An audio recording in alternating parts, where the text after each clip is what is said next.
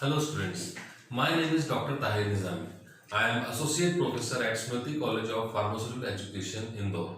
Welcome to Pharma E-Class. Today our topic for subject instrumental method of analysis topic is atomic absorption spectroscopy. Students, हमने last video के अंदर देखा था about flame photometry. What is flame photometry, what is the principle, instrumentation and application. ये topic उसी से मिलता जुलता है जिसको बोला जाता है एटॉमिक एब्जॉर्प्शन स्पेक्ट्रोस्कोपी. हम सभी अच्छे से जानते हैं कि स्पेक्ट्रोस्कोपी क्या होती है.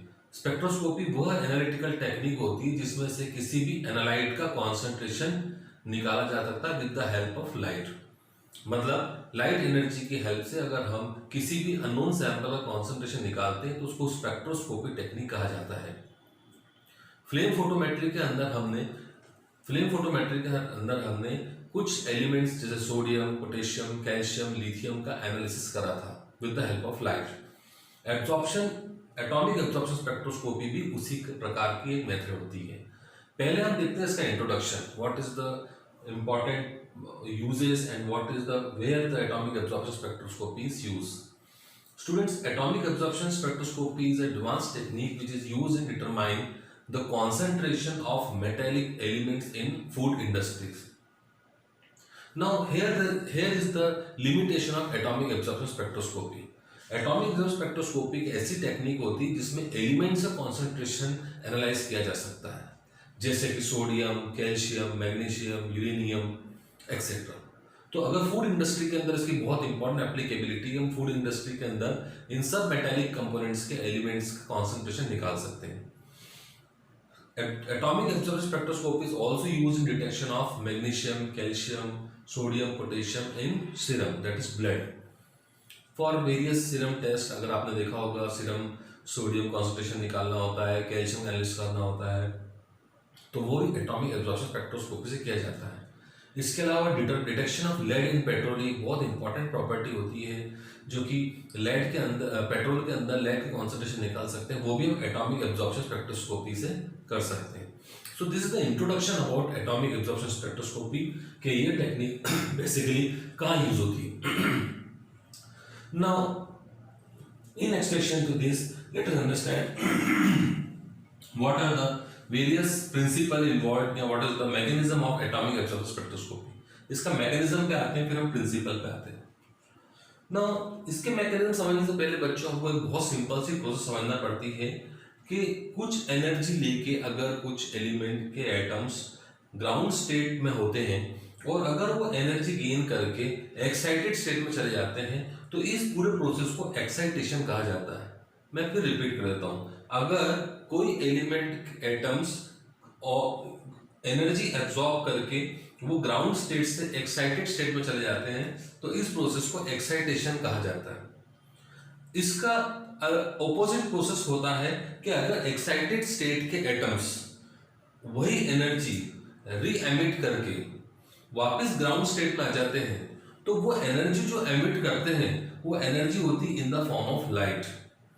And that light have some particular wavelength जिसको हम लैम्डा से मेजर करते हैं. ऊपर वाला प्रोसेस जो मैंने दिखाया है इसको एक्साइटेशन कहते हैं. इस प्रोसेस को बोलते हैं एमिशन या decay. So in first process energy is absorb by some atoms and the electrons of that atoms are transferred from ground state to excited state and this process known as excitation. In another process, I have taught you that the excited state atoms releases the same amount of energy and reaches to ground state. Then the energy is released in the form of light, which has some particular wavelength. अब हमारा यह light energy हमारे area of interest है. अगर हम इस light energy को analyse कर लें, इसकी वेवलेंथ को नाप लें, तो हम बहुत सारे चीज़ों का कॉन्सेंट्रेशन निकाल सकते हैं.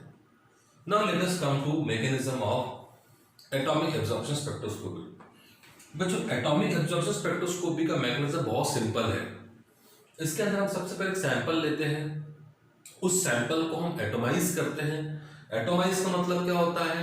एटोमाइज करने का मतलब उसको फ्लेम के अंदर ड्रॉपलेट्स, वाटर के छोटे छोटे ड्रॉपलेट्स, उनके ऊपर उसको इंसिडेंट करते हैं, और वो वाटर के ड्रॉपलेट्स जो होते हैं, जैसे एटोमाइजर होता है, वो वाटर के ड्रॉपलेट्स के ऊपर ये जो पार्टिकल्स होते हैं एटम्स के, ये जल जाते हैं, इवोपरेट होते हैं और वो वेपर फेज में आ जाते हैं।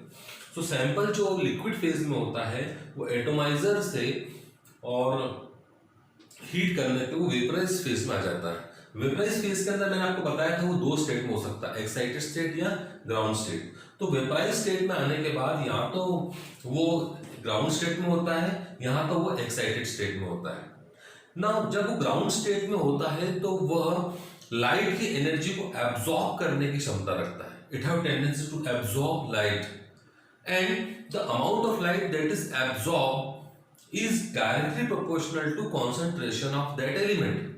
इसका मतलब ये होता है कि जितनी लाइट वो एब्जॉर्ब कर सकता है उसका मतलब वो उतना ही ज्यादा कॉन्सेंट्रेशन मौजूद है। इसको हम लैम्बर्ट बीयर्ड लॉ से भी समझ सकते हैं। लैम्बर्ट बीयर्ड लॉ ने ये कहा था कि जो decrease in intensity of light होती है वो डायरेक्टली प्रोपोर्शनल होती है कॉन्सेंट्रेशन की। यही बात यहाँ पे लागू होती है। जितना ज्यादा कॉन्सेंट्रेशन मेरा एनालाइट का होगा, वेपरस फेज के अंदर ग्राउंड स्टेट में इलेक्ट्रॉन्स का होगा, उतनी ज्यादा लाइट इंटेंसिटी की एब्जॉर्ब करेंगे। जितनी ज्यादा एब्जॉर्ब करेंगे इंसिडेंट लाइट की इंटेंसिटी उतनी ही गुना कम हो जाएगी। यही प्रिंसिपल एटॉमिक एब्जॉर्प्शन का आएगा जो हम आगे डिस्कस करेंगे। तो क्या हुआ इसके अंदर मैकेनिज्म में, सैंपल था, सैंपल को हमने एटोमाइजर में इंसिडेंट कराया। एटोमाइजर के अंदर वो लिक्विड पार्टिकल्स हैं और फ्लेम है। फ्लेम में वो सैंपल जो होता है वो लिक्विड स्टेट से गैसियस स्टेट में आता है।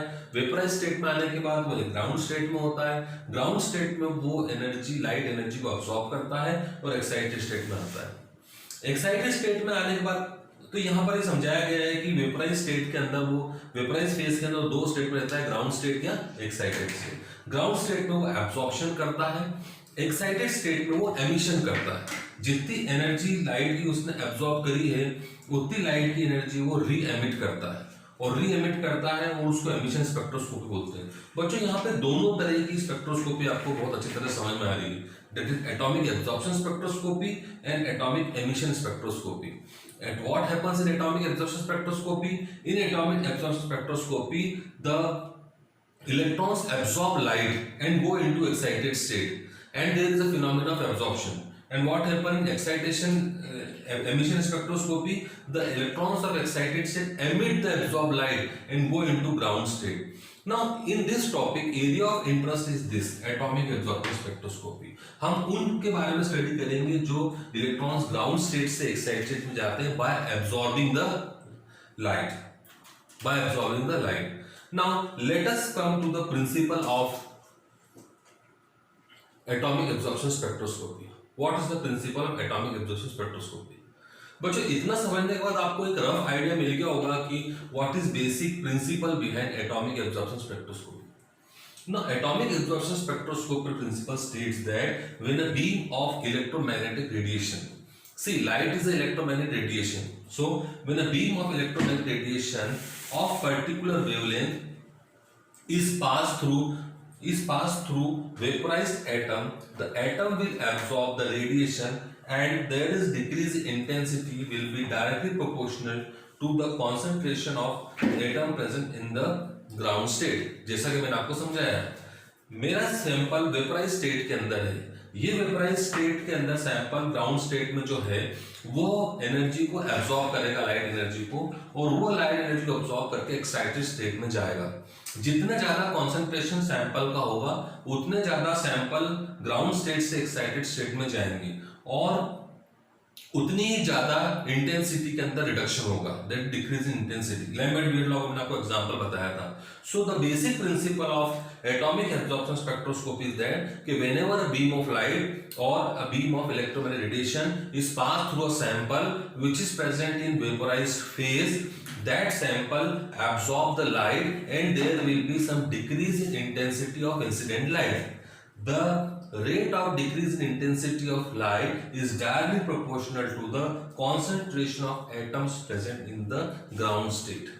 This is the basic principle of atomic absorption spectroscopy. बच्चों हमने फ्लेम फोटोमेट्री में जो पढ़ा था वो एमिशन स्पेक्ट्रोस्कोपी था, क्योंकि उसके अंदर हम एनालाइज कर रहे थे जो इलेक्ट्रॉन्स ग्राउंड एक्साइटेड स्टेट से ग्राउंड स्टेट में आ रहे थे, वो एनर्जी एमिट कर रहे थे, वो एनर्जी हम क्वांटिफाई कर रहे थे। अब यहाँ पे एक बात ये आती है कि सर आप बता रहे थे सोडियम का एस्टिमेशन कर सकते हैं, कैसे कर सकते हैं? सोडियम का एस्टिमेशन करना बहुत सिंपल है। हमको अगर हम सोडियम का वेवलेंथ पता है, अगर हमने सोडियम की वेवलेंथ की लाइट जितनी वेवलेंथ था वो इंसिडेंट्स करी जिस सैंपल में सोडियम है, तो हमारे सैंपल जो है वो सोडियम की लाइट को एब्जॉर्ब करेगा। जितना ज्यादा वो सोडियम की वेवलेंथ को एब्जॉर्ब करेगा उतनी ज्यादा इंसिडेंट लाइट की इंटेंसिटी कम होगी, और हमारा जो डिटेक्टर है वो जो लाइट है वो डिटेक्ट कर लेगा कि इसने कितनी लाइट एब्जॉर्ब करी। So basic principle of atomic absorption spectroscopy. In next video we will discuss about instrumentation of atomic absorption spectroscopy.